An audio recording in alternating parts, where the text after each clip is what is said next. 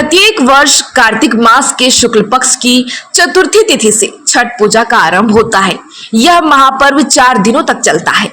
छठ पूजा का मुख्य व्रत कार्तिक मास में शुक्ल पक्ष की षष्ठी तिथि को रखा जाता है। इस दिन माताएं अपनी संतान की लंबी आयु, अच्छे स्वास्थ्य और भविष्य के लिए सूर्य देव और छठी मैया की पूजा अर्चना करती है। इस दौरान महिलाएं 36 घंटे का निर्जला व्रत रखती हैं। यही कारण है कि इस व्रत को सबसे कठिन व्रतों में से एक माना जाता है। कार्तिक शुक्ल चतुर्थी तिथि के दिन नहाय खाई के साथ छठ पूजा का आरंभ होता है।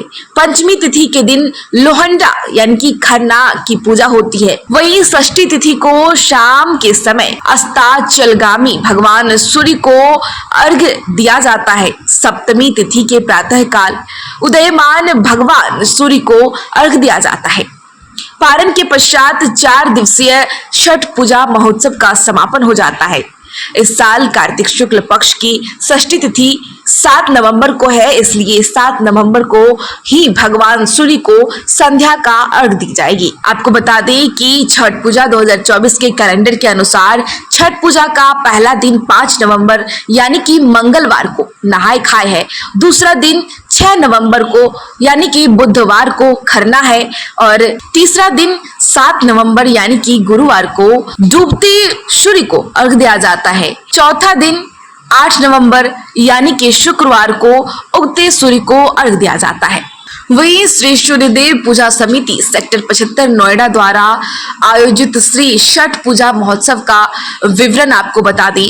हर साल की भांति इस वर्ष भी श्री छठ पूजा महोत्सव सेक्टर 75 नोएडा के सेंट्रल पार्क यानी कि गोल्फ सिटी प्लॉट 8 और पंचशील प्रतिष्ठा सोसाइटी के बीच स्थित पार्क में आयोजित किया जा रहा है। वहीं सभी छठ व्रतियों को अर्घ्य की सुविधा प्रदान करने के लिए सेंट्रल पार्क में सुंदर छठ घाट का निर्माण किया गया है। सभी छठ व्रतियों, उपस्थित श्रद्धालुओं और सेक्टर वासियों को छठ पूजा का प्रसाद दिया जाएगा।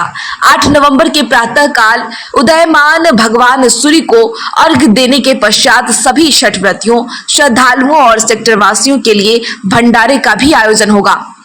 भंडारा प्रसाद में कढ़ी चावल, पकौड़ा और मूंग दाल का हलवा रहेगा। 7 नवंबर को शाम 4 बजे से शाम के 8 बजे तक सांस्कृतिक कार्यक्रमों का भव्य आयोजन होगा, जिसमें प्रख्यात कलाकारों द्वारा हिंदी, भोजपुरी, मगही, मैथिली, अंगिका, पंजाबी आदि लोक भाषाओं में छठ गीत और लोक गीत प्रस्तुत किया जाएगा।